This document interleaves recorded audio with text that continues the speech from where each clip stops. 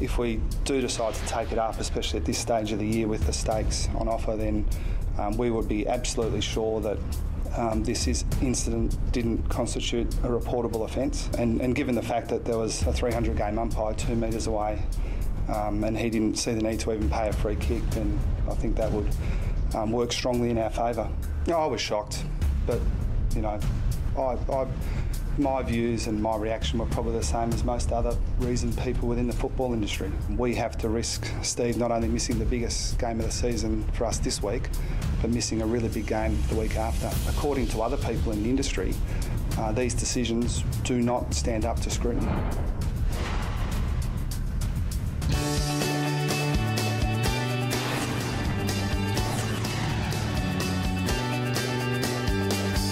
The Cats put it all on the line for Stevie J, and it pays off. The cat in the spat is back. We'll tell you how Steve Johnson beat his kneeing charge at the tribunal. The Hawks lose one of their sharpshooters. Will it take off their edge? Jordan Lewis is with us on Players' Night. And are they really a silly chance for September? Captain Cotchin is at the desk to talk Tigers ahead of Friday night's clash with the Bombers. Hello everyone and welcome to AFL 360. It's footy from all angles, another night dominated by the tribunal, but plenty more to come, Robbo. It's my last night too before Jared returns. Yeah, it's been terrific having you. I don't finish it off. It's like the last quarter, so please put in strongly. Terrific news. Yeah, must be happy about Steve Johnson. Very happy. I think most people in footy will be happy. It's a really interesting case. We'll get to Julian de Snoop and hear from Neil Barham and Stevie J himself shortly. It was a bit like a... What's been your highlight? I'm cutting you off. What's been a highlight while Jared's been away? Just spending time, quality time. Don't be like that. With you, Robbo. Don't be like that. No? What have you enjoyed the most? It's great. I think Monday night is the night that I enjoy the most. I think it's the most powerful television in football at the moment, the two coaches. Oh, I agree. That 20 minutes is just sensational. Last night was a bit tense, as you know, but we'll get on to Roosie later. But yeah, it is. I'm glad I feel the same about Monday nights. Tuesdays... quieter. Well, it is. Jared's got a word for it. Do you know what it's called? What is it? Don't know. Well, he says it every Tuesday. Right, OK. Well, I'll keep an eye for in the future. Deep Breath Tuesday. It's going to be Captain's Week this week. We've got Cotch tonight, we've got Travis Spoke tomorrow night and Luke Hodge on Thursday night. So looking forward to that. Skippers of three of the big teams. Matinee, Tuesday matinee, something other than footy. What have you been watching? I have been watching, taking a little bit of interest in the Melbourne Storm. Craig Bellamy came in about 3-4 weeks ago and discussed the plight of the Storm with us. They were struggling, weren't they? They were struggling. They've won their last 3, and I think it was the inspirational talk Jared gave to Craig Bellamy after the show. He sat him down, and no, he didn't. He put him up against the wall and said, now listen here, they've won 3 in a row. They won last night, 28-6. They're back in town. We all love them in Melbourne. Love strong. We all take a pretty strong interest in the Melbourne Storm. Been an amazing club, haven't they? For all the ups and downs, and there's been plenty of those. Look at him. Yeah. Oh, he's a champ. Yeah, the quality of character of those key players and the coach. What about yours? Well, mine's a bit different. I bumped into a colleague of mine from a few years ago, just last week, and I said, oh, yeah, how you going? He used to work he worked in the footy media with me a few years ago, Channel 10. And he said, oh, I've had a few health issues. And I said, oh, well you know, he looked good. And he said, oh, I had a brain tumour earlier in the year. I was like, oh, wow. Jacob Walker, his name is, and he's put his story on YouTube. He had a brain tumour, as I said, had surgery earlier this year. The surgery went well, but he still faces an uncertain future.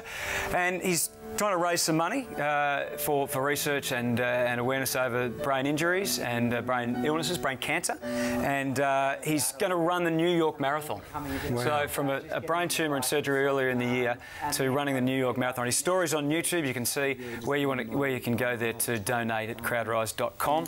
Great young man, and he's just trying to get on with his life, but he has that uncertain future. Incredible attitude, and again, the old story about putting things in perspective. It certainly does. When you meet someone in that situation, someone you know, it certainly does that. Good matinee, Hutto. All right. Well, let's move on to the story of the night, and there's no doubt that is Steve Johnson. As you saw off the top, the Cats were prepared to go to the tribunal, risk the fact that Stevie could have missed another match, not just the big game against Fremantle, but it's all ended well. The details in a moment, but here's Steve's reaction to the news. Yeah, I'm really relieved by the result. I got a fair hearing, and I think the correct decision was made, and I'm really looking forward to an important game this week. How did you know about his rib? We found out later, but I'm glad that he come in, and it helped my case, no doubt. Thank you. Thanks very much, Olivia.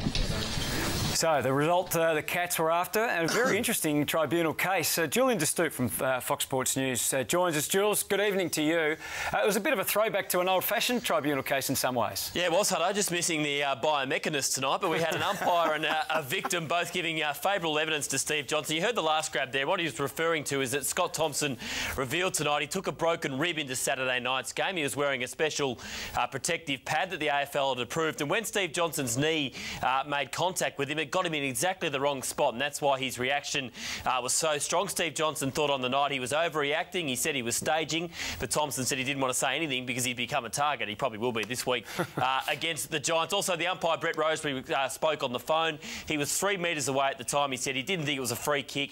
It definitely didn't warrant a report. So in the end, the tribunal waited up for about 9 minutes. In the end, they found him guilty of misconduct, but they found, as probably most people expected, that the impact didn't warrant the charge being sustained. So Steve Johnson's free and hopefully ready for another great battle with Ryan Crowley down there at Simmons Stadium on Saturday night. We can't wait. Thank you, Jules. Julian DeStoop there from Fox Sports News and part of the team here at Fox Footy. Let's go to Neil Balme, Robbo, before we go any further, the head of footy at Geelong.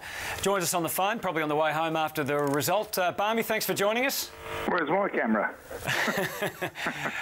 Well, we can just imagine how beautiful you're looking tonight, Balme. You'd have a smile on your face. Were you always confident?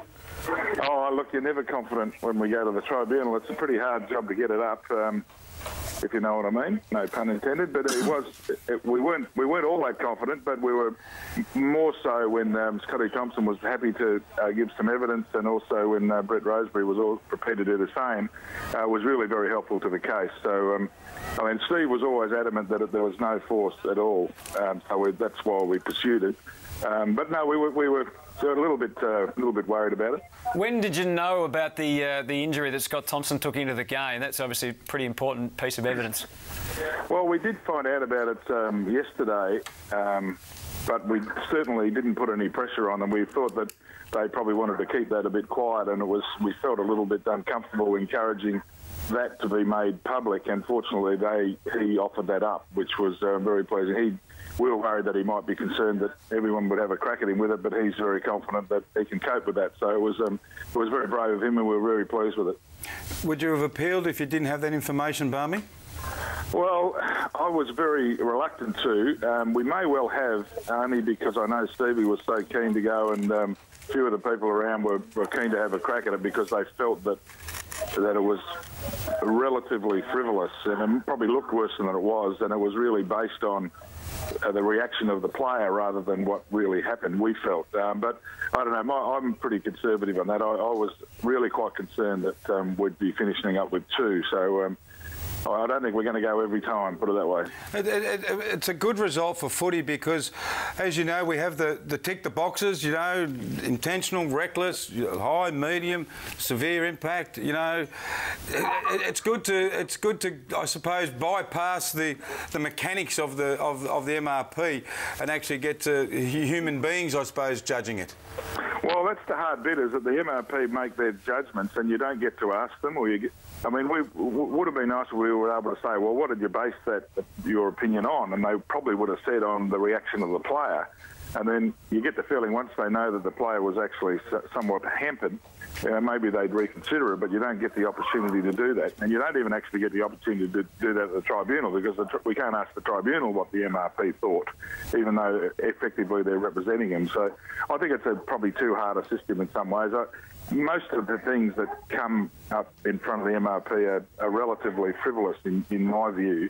Some of them are serious, and when they are serious, we sort of back it in. We think everyone should get rubbed out for whacking someone, but a lot of it is relatively minor, in my view. But that's, you know, I think we should be fining them a little bit, because I think the stigma that comes with getting rubbed out, most of the things that we get rubbed out for, I don't think are really kind of bad, malicious, or malicious. But having said that, I think we've done a wonderful job in changing the way the game's played from that point of view. It's much safer to play than it ever was. So it's not me saying that we've done the wrong thing, but it is very hard on the players. Last thing before we let you go, Barmy. He got off and everyone's happy. But once again, Steve Johnson put himself in a situation where he can be judged by the MRP. In this case, it wasn't the umpire. Bomber said last night, it's very difficult to tell Steve Johnson to act in a different way. We're getting close to the finals. Does he have to be sat down? Well, he has been sat down on a number of occasions, but it was very hard to change the habits. And he's such a competitive player, and really, all the things he's done, very few of them have been, as we said before, malicious or nasty. It's just the way he plays on the edge. Now, he has got to be more careful, and every time after the tribunal I say, we're not coming back, he says, no, we're not coming back. So I think he does his best with it, and certainly Scotty's very hard on him with it, and we work very closely to him. But, you know, he's such a competitive kid that you can't be too critical of him. We've just got to hope that he's a little bit smarter in what he does. At least for the rest of the year, Barmy. Thanks for joining us, mate. Thanks, fellas. Thank you. Neil Baum, General Manager of Footy Operations at the Cats. Yet happy then, Robbo, with that? Yeah, I think everyone in footy's happy, not just Geelong. Yeah. Finding out he had a broken rib changed the entire complexion of the case. What a fantastic bit of evidence to have. That is just absolute gold. Yeah. All right, let's turn our attention now to the match itself. What a game it should be. Geelong and Fremantle. There's history, of course, with Fremantle winning 4 of the last 5. They knocked the Cats off earlier this year and, of course, down at Simmons Stadium last year. Attention turns now to whether Matthew Pavlich, the Fremantle skipper, will play. Aaron Sandilands gave us this insight today. Yeah, look, he's on light duties today. You know, it's really important that we look after him, and you know, concussions are serious things, and you know, he'll be monitored throughout the week, and we'll see how he goes later in the week. So he's had a couple of knocks in the past few weeks. Won't play. Won't play. Why would you play him? Why would you play him? Well, because it's a pretty big game. Go in. It is a big game, but what if he's out of sync? Right? Well, they won't play him if he's out of sync. If he's out of sync, why play him? And then halfway through the second quarter, realising, oh, we should have had a more mobile forward. Clearly, it was a pretty heavy knock. Yeah, it was. Hutto. It was Thursday night, though, through to Saturday, so it gives him a couple true. of extra days. Yeah, it does. Light duties, though. You've got to see him train. I mean, we can't make judgments here. Thank you. See, how's that? Shazam! There he is training. You know, that's why I love being on the show with you, Robert, because you're such a powerful man. Put on training vision. I can't even judge from that. He's running laps. You know, I'll tell you what. If he passes the test, he plays. If he doesn't pass the test, or it's even close, why play him? Is it critical to them winning, do you think? Yeah, it is. It is critical. But Ross Lyon's a coach to say, righto, we've got to have fit players on the ground. You don't want. He won't take any risks. He won't. Simple as that. Really. I hope he plays for the game, but I would understand completely if he didn't. All right, we'll move on to Carlton, who, as we mentioned last night, could play a really pivotal role in who makes the finals with the teams they play. All 4 of them either in contention or already in the 8. Lockie Henderson is going to miss the rest of the season after a nasty knock right near the end of the game. He's got a broken eye socket after this incident, and you can see he's going to have surgery on that. So it's amazing that doesn't happen more in today's congested footy. Broken eye sockets. That's nothing. That's just a guy wheeling out of the pack. So he's out for the rest of the year. Yep. So he's out for the rest of the season. The other Carlton player in the wars is Jeff Garlett, who was involved in a brawl late on Saturday night. Late Saturday night or early Sunday morning? Early Sunday morning. Like 5 a.m? 5 a.m. Sunday morning. Yeah, Mick Moldhouse has talked about that today on 5AA, starting first of all with the players' welfare. Yes, he is okay. That's number one. He certainly hasn't been charged with anything, thank God. And because I'd be very surprised if he had. He's not that sort of kid. He was in the wrong spot at the wrong time, and certainly the wrong time. You know, we preach to our players. You've got, you can't be their parents, and if you're going to treat them as children, they'll end up acting like children. So therefore, I don't have any hard and fast rules except common sense rules, and the common sense says that in any major city, 1:30. If you're out after 1:30, you are in a territory where people start to lose any common sense whatsoever. And don't be around at that time. Now, he's chosen to be around beyond that, and not that he's, we don't want people paying a penalty because of it, because, we just don't want this sort of behaviour happening in our society. But he was, and he's okay. But nonetheless, we'll be talking to him and certainly supporting him, but talking to him in regard to why you're putting yourself in this position. Which all makes sense, doesn't it, from what Mick's saying about the time? And particularly, I mean, Garlett's, isn't it? Gets to 5 a.m. pretty quick if you're having a good time, though. Have you been out at 5 a.m? Oh, Don't act like Jared. No, probably. Jared would say no. He would answer a flat no, and you stumbled. No, you're right. Garlett, though, he's in a precarious position with his career at Carlton. Yeah, his career is absolutely the crossroads. These sort of events don't help him when other clubs are perhaps looking right now to recruit, because that kind of player, the way football's played today, can be very, very valuable.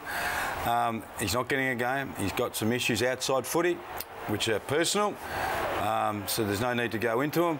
But his career has come to a point where he has to decide himself, and hopefully Carlton will stick with him. But he may not, mate. He may not. It's a pity because the role that he plays, though, man, there'd be other teams interested, wouldn't they? Oh, no doubt. I mean, can be a fantastic player, but he can go missing. He's just got to work a few things out in life at the moment. Hopefully he can. All right, speaking of working things out, Melbourne obviously under pressure, and Paul Roos in particular, after comments he made post-Sunday's game. He was here with us last night, tanking back on the agenda. Robbo, you had your own thoughts on this both last night and the paper today. Paul Roos very strong both with us last night and again today. I've got no doubt that I think they were found guilty of tanking, but whatever they were found guilty of, you can't have both. You can't have high standards and try and lose games of footy. They don't go hand in hand, Bomber, do they? No, they don't. It's impossible. Highly paid professional players who go to work Monday to Friday, who get all the resources in the world thrown at them.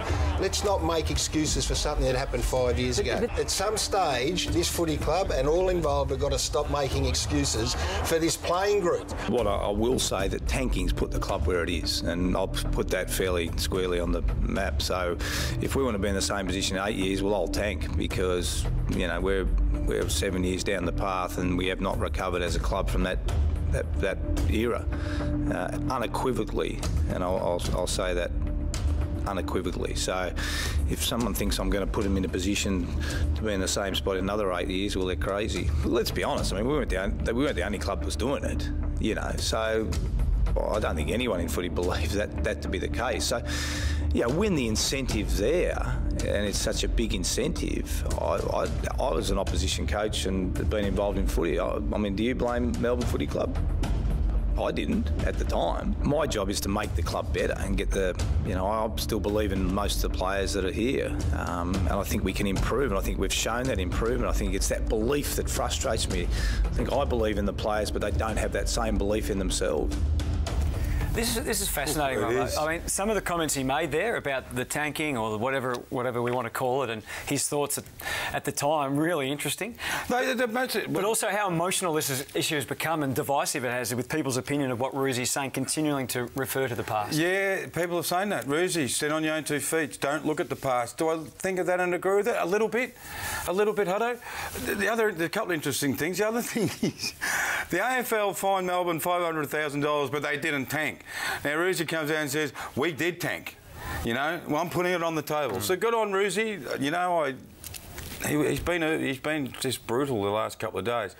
Other clubs tank? Yeah, I agree with that as well, But we've got this situation right now where you've got to be inside the club. And I say that respectfully for every single person talking from outside. Maybe Gary Lyon, who's been involved in the club. What mental demons survived or carried on from that time? We can't even decide that, mate. I don't sit down with the players and talk about that. They do it day in, day out. Did Roosie come out and use this as an excuse? I've got enough faith in Paul Roos, in the little bit I know him, that he wouldn't be so public in his making excuse. Oh, it's not my fault, I'm a great coach. I don't know that sits with me. But at the same time, I think there's a little bit of clutching to say, it's, in 2009, it's 5 years on. It's been an absolutely interesting discussion point. Only 10 players who played on the weekend were there in 2009. But we asked him last night, was it a club But it's more thing? club, yeah. Is it? And again, if you're not in the club, how can you possibly talk about it? Now, Gary Lyon was there, and he was quite angry last night, saying, don't use that as an excuse. These players are this, this and this and this. And I agree with Gary as well. Stand on your own 2 feet, you know. It was more aimed at the players than Roosie, wasn't it? Yeah, it was. It was. And... you know, who knows what the answer is?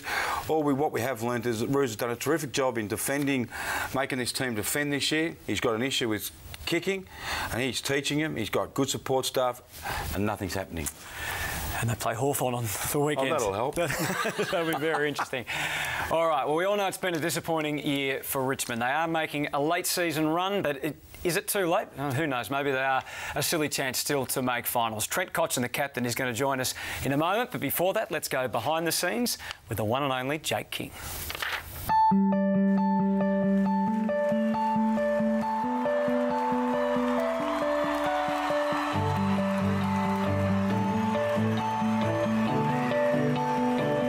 So we thought we'd actually come and thank the fans for all their support over the years. What we're going to do is we're going to actually be on the other side of the fence now, so I can go and have a beer, sit back, relax and shout and yell like the rest of them.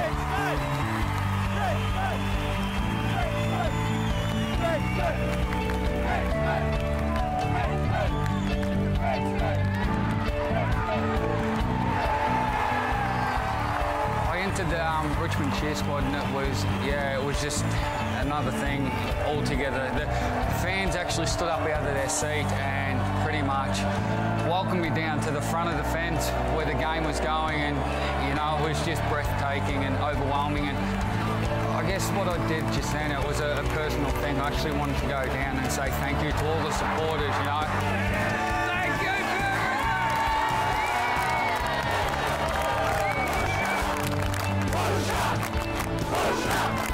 The last 8 years has been absolutely outstanding to get all the support from all the fans. We got the best supporters in the AFL league itself, and I just wanted to say thank you and let them know that I really appreciate for what they've done for me. I'll never forget it, and it's something I'll always take home with me. Well, Trent Cotchin joins us. Jake King certainly giving you something to smile about in the last week or so. Look, it's been a tough year for the fans, and I think you've been able to at least give them something back in the last few weeks, haven't you? Welcome, mate. Thank you very much for having me. And it has been a tough year for our fans and anyone involved with the footy club. I mean, we started the year on a poor note. We've been able to turn a few things around, and hopefully we can continue the form that we've shown over the past few weeks. We talked about the fans, and I know Jack Revolt said after the game a couple of weeks ago that we're happy to win this one just so our fans don't get embarrassed going into work. I mean, you know how strong the fans are. Do you guys really sort of feel that? Yeah, certainly. And I mean, the bigger the crowd, the more you feel it. Even on the weekend against GWS, who we know don't have quite the fan base of some of the more popular Melbourne teams, it was just fantastic to hear the roar. In particular, I know we probably don't condone Kingy having a pot in the crowd. Settle down, it's only a pot. But, I mean, to hear the roar and it was good. I suppose the passion and the love that they have for him and our footy club is very special. Righto, fans aside, they're terrific. OK. Cotch, what? Probably not a singular thing, but what has been the main areas of the footy club, the team, the attitude, mental, that has turned this club around in the last 5 weeks? Yeah, it's a tough one. I don't think it's one or two particular things. I think it's a whole range of little things that we've focused on, whether that be our contested footy. The guys have been more challenging of each other on the track. What we see the contested footy. Yeah. Tell us what's happened inside the mental side. I know that Ivan made a comment on radio about the standards we were setting. It's not to say our standards were poor at the start of the year, but there's certainly been more of a focus on driving those from our leaders, but also through our core players and then even our emerging leaders. So what's the direct correlation? What do you see in return for doing that? Oh, I think just the attitude and the intensity of not only your training, but the way the guys are doing weights. It's just at a higher level. And how could you not have had it at that level? That's what's from the outside. You hear Ivan say things and you think, well, you know, how could that not have been at that level anyway? Yeah, I don't think we're suggesting it was poor, but I think it was just a step we needed to take, and we've seen that maybe initially we thought we were working hard, but to take it to that new level, obviously the reward is coming. We've beaten some good sides, but we've also beaten some of the teams below us as well. So, I mean, the challenge for us is to raise the bar again, and going forward for the next 4 weeks, to win games of footy, but it's also those standards raising the bar. There's the ladder. Are you any chance of actually making it, do you think? Oh, look, yes. I mean, we are. You are. Mathematically, we are a chance. The most important thing is Friday night's game against the Bombers, who have played some really good footy over the last month as well, and we've got to be at our best. I reckon a couple of times this year, Cotch, I hear players say, and I won't lie, I was talking to you about it, I hear players say, oh, I can't wait to get back out there and redeem ourselves. I think sometimes that sounds really hollow, because I think you're talking crap. You know what, we're a bit shell-shocked here, we don't know what's going on. I feel right now for Friday night, Richmond are saying we cannot wait to get out there, because I was talking about that mindset again. It's up and about, everyone's confident in each other, players are playing well, your leaders are playing well. Do you feel that, am I right? Oh, certainly. Winning creates a new energy. I think for us, with our younger group, or some of our younger group, there's always that excitement, and there's always a chance of young players getting a game, or yeah, whether or not you're losing or winning. But when you are on a winning thing and going pretty well, granted we didn't play that well last week, we have some things to work on. We still got the 4 points, and it's an exciting opportunity. One player I want to ask you about, and it's not probably him, because I've seen him play with Anthony Miles. We see him every week and you say, why hasn't this guy been playing more football? That's the first thing you say. Second thing, what has Miles playing done for you, playing? Yeah, I think it's just another inside player. There's not as much reliance on me winning just inside. So what have you been doing then? What have you been doing that you haven't been able to do while he wasn't playing? Probably get on the outside a little bit more. Yeah.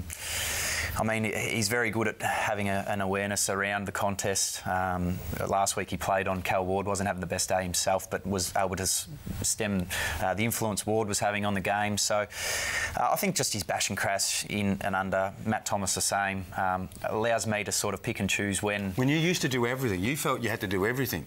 Yes. That's what I felt anyway. Yeah, and I mean, when you want to be a good player, you sort of want to do everything, but to have guys that you can trust and know they're going to play a role each week for our side is a big step forward for us. Yep. Trent, you had, obviously you had Ty Vickery and then Reece Conker. Is there an on-field discipline issue at Richmond? I wouldn't say there's an on-field discipline issue. Whilst the match review panel have obviously dealt with the incident and it was disappointing to see, Reece is as regretful as anyone. I think if you spoke to him, he'd be the first to admit that it was not the look he wants to portray as him as a person and as a character, and we've dealt with it. What did you say? You're captain, Cotch, and we've all watched you, we'll call it develop, we've all watched you grow this year. You know, you lashed a couple of times on rodeo, which was really applauded. You've probably grown to be a lot more aggressive and demanding. Do you go up to a Reece Conker and say, now Reece, you're one of my good mates, but we don't stand for that at the football club? Not saying did you raise your voice, but were you stern with him and direct with him?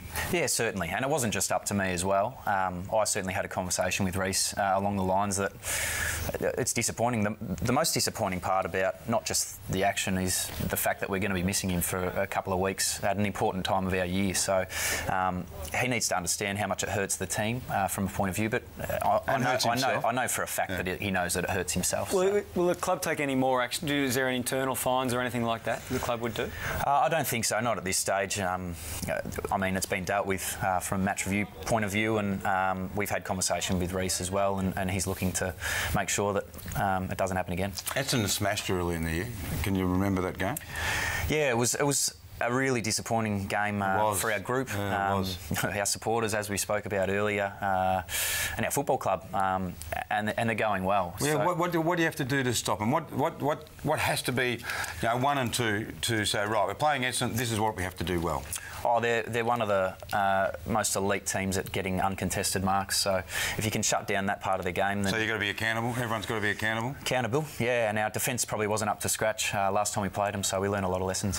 And you've got to special jumper to celebrate on Friday night as well. 100 years of the sash, you've got it there? Yeah, it's fantastic. I mean, on the black part of the jumper, we have all the players that have played one game for the Richmond Footy Club, and then in the middle, significant donors to the Fighting Tiger Fund, which has got our club in a position it is now, financial point of view. Look good on you, Robbo. No, it's not good on me. It would, actually. I've lost a few kgs. I might just take it. Can I have it? Go for it. That'd be true to form. Well, good luck Friday night. Do you know that everyone's looking forward to, the whole footy world is looking forward to this. I know there's battles going on, but you're a chance to play finals, and it's MCG, and people have been complaining about crowds. So hopefully we get 60, 70,000, then we get the real Richmond to turn up and the real Essendon, and I think people are going to love it. Old school battle, it. Yeah, sounds good. Good on you. Does indeed. Thanks for joining us, Trent. Thank you very much. Trent Cotchin, captain of the Tigers. Big game come Friday night, but big players coming in next too. They're our regulars, Jordan Lewis and Bob Murphy. They clashed on the weekend. We'll find out all about it after this.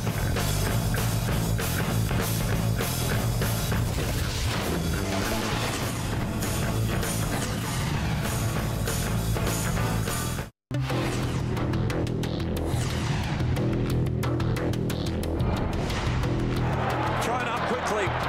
Point of the square. Wood did well. Got the kick. Didn't do well. Didn't look. He took the ball cleanly. Threw it on the boot. Maybe had a bit more time. Wood's kicked it straight to Lockie Neal. Wood threw it onto the boot and kicked it straight to Lockie Neal.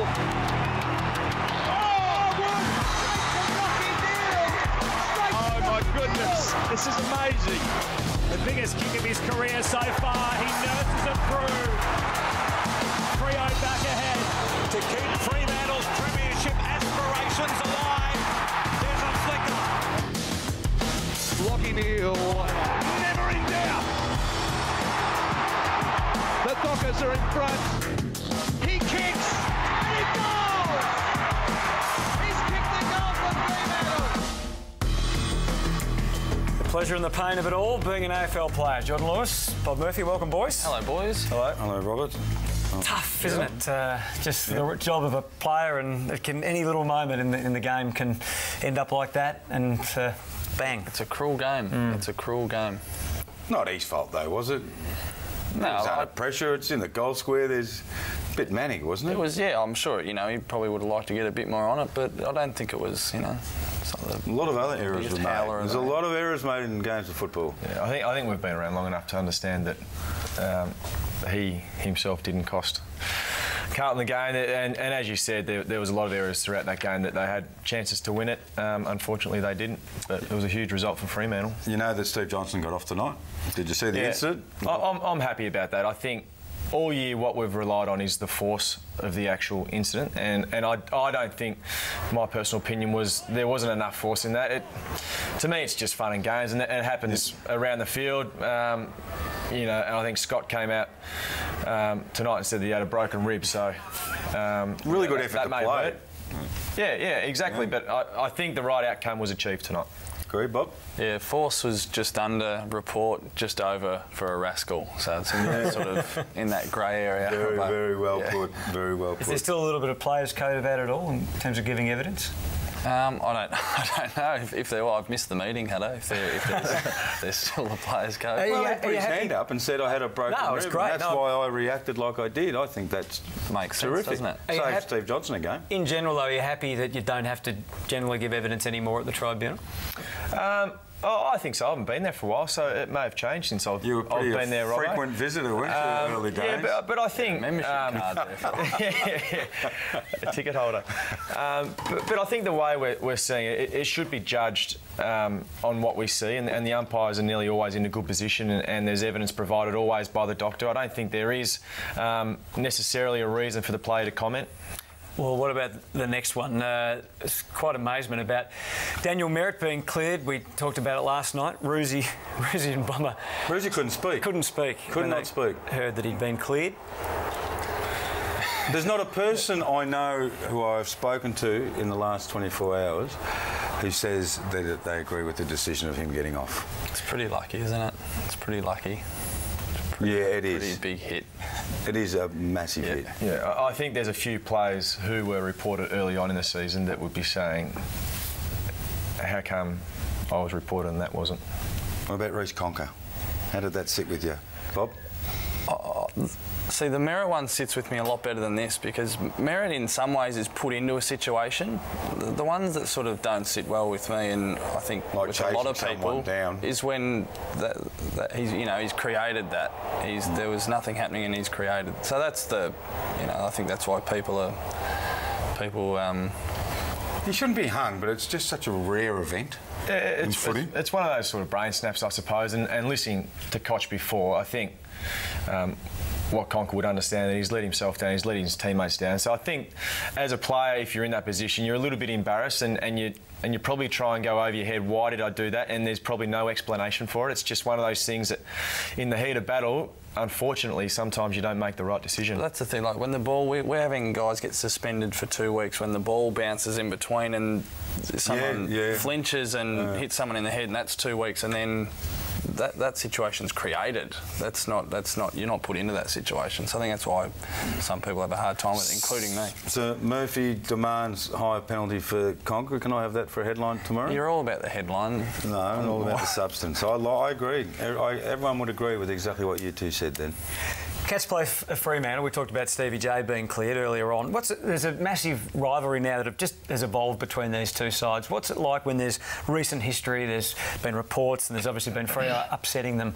Last year in a final, they go back there again. What's the build-up like for a player ahead of a game where there's a real genuine rivalry based on things that have happened? I think the thing that that flows underneath it all is that they're two top sides. I think that's whether they're, you play against sides and there's been reports before or since. I don't think that's as big an issue as what people might think. But when two top sides have had those sort of clashes before, it probably adds a bit more to it. But Jordan's probably a better one to speak about. He's played in a lot of those big games recently.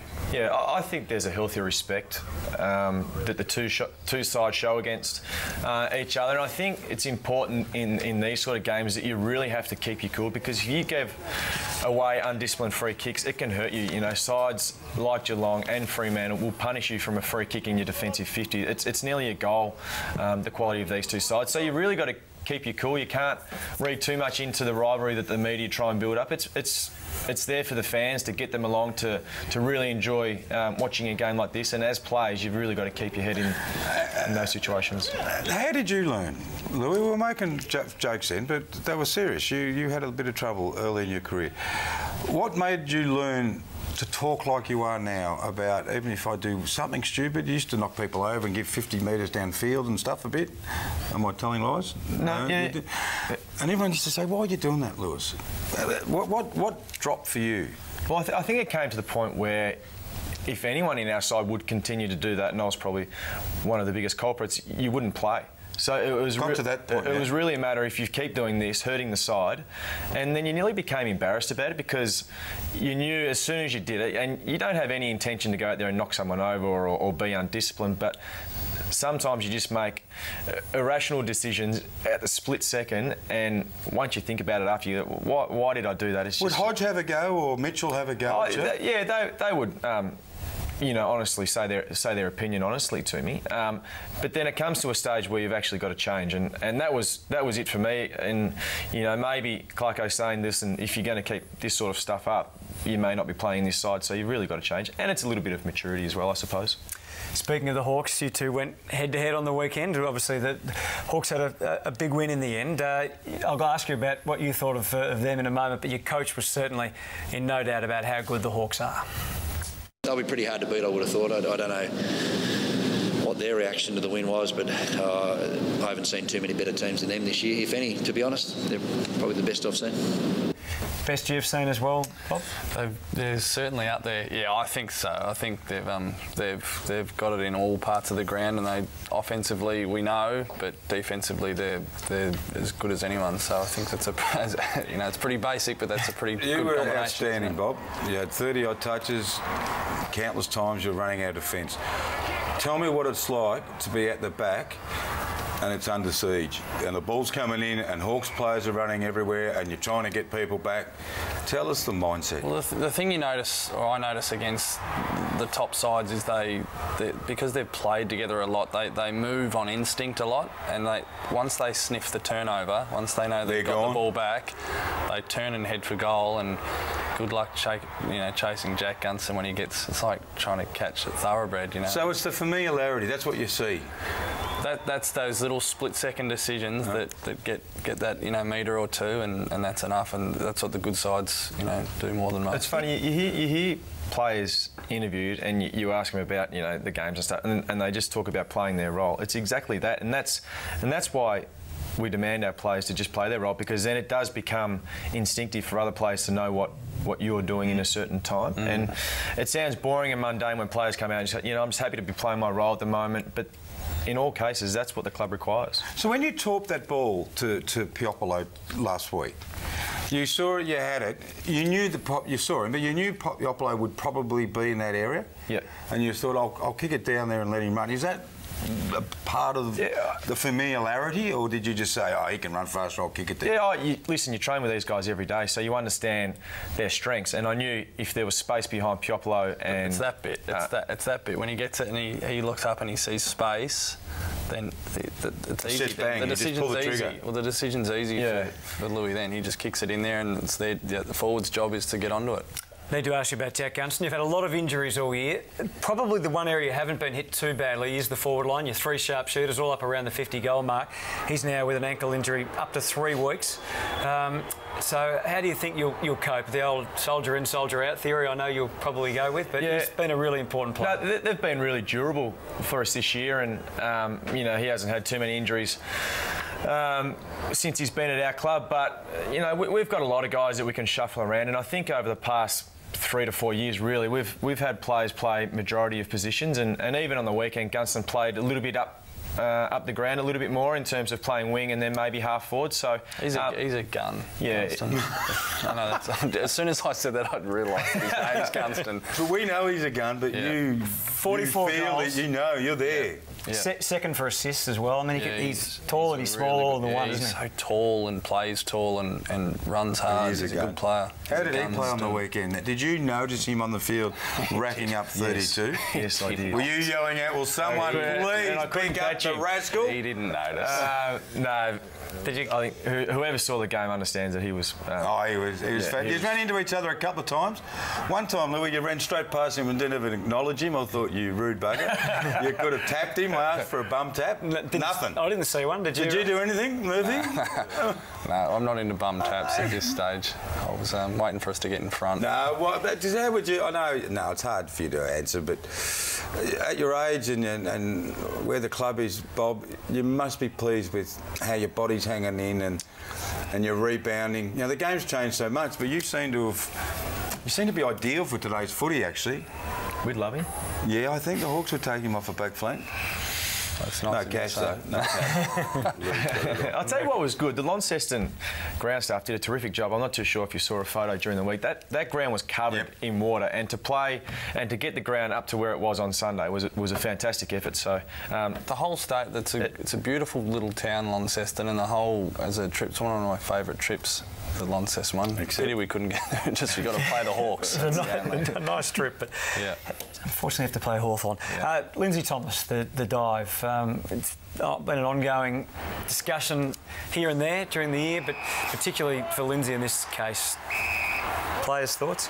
Yeah, it's hard because I think what we've seen from Lindsay is he's changed. I can't remember a time when he's done that. So not as bad as that. Yeah, he's changed the way he's played. And listen, I think Scott came out and said that he won't be happy. Hey, we're all guilty of it. Have you done it? You've never done it though, did you? I can't believe it. No way. Oh. Well, here we go. What's going on here? Can't believe it. No way. Oh. He's strong, guy. He is strong. Yeah, but I don't think Lindsay would be too happy with that, and I would be surprised if we see that again from him this year after the commentary. I'd do that as well to try and get a free kick. That's what players do it.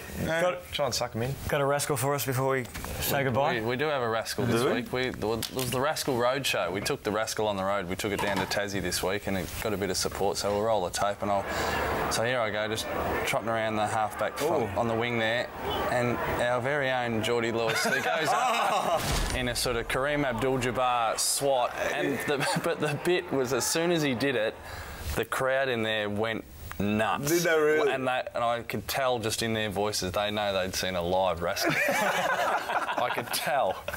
Why did you lob it up a bit further? I can jump. I got hops. 32. I got a bit tired. Well done. Good stuff. All right, thanks for joining us. You'll be back again next week, of course. All right, we'll take a break. Still plenty more to come, including the latest on the Bombers situation. As we head to the break, the Rising Star. What a battle it is. Let's find out who the latest nomination is. The 2014 NAB AFL Rising Star Award.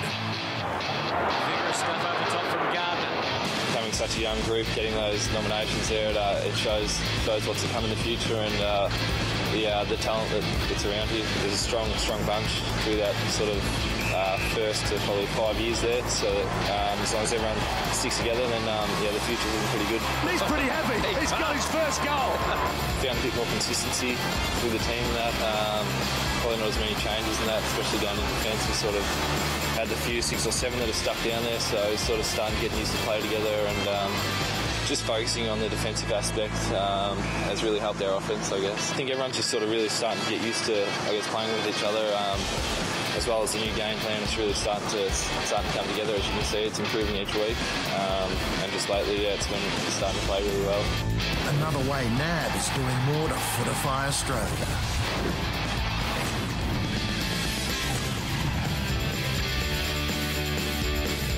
A lot of fun, along with all the serious stuff here on Fox Footy. Robbo, speaking of some serious stuff, a fair bit's happened since Jared's been away. You've had some interesting times now. You've been subpoenaed. I have. Yes, or in the case of the Bombers and Dean Robinson. I've broken my... Have you been subpoenaed? Oh, I haven't been handed anything. I expect I'm going to be breaking my subpoena virginity over the next 24 hours.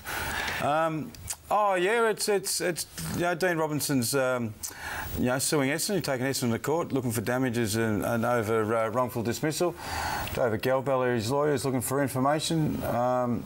Clearly believes that I got information. I met with my lawyer today. I've never really happened before, so it hasn't. So I said, what's the go?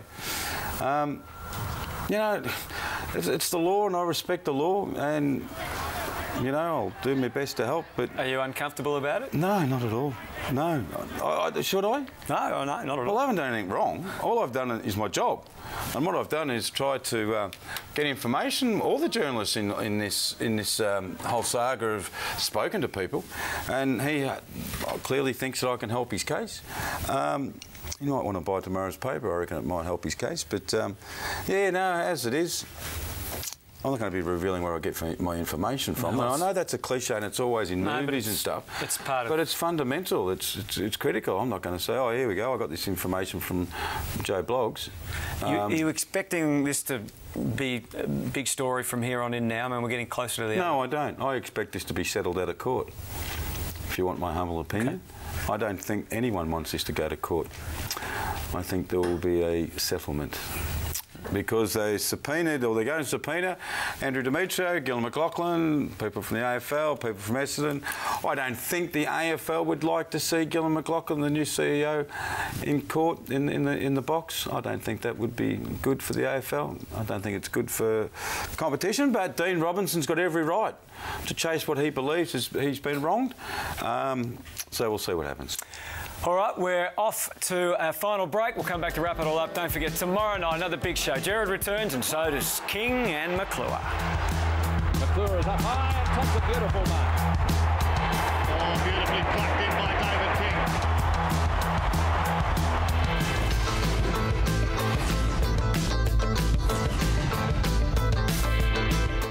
That's not my name. That's not my name. That's not my name. For Jared.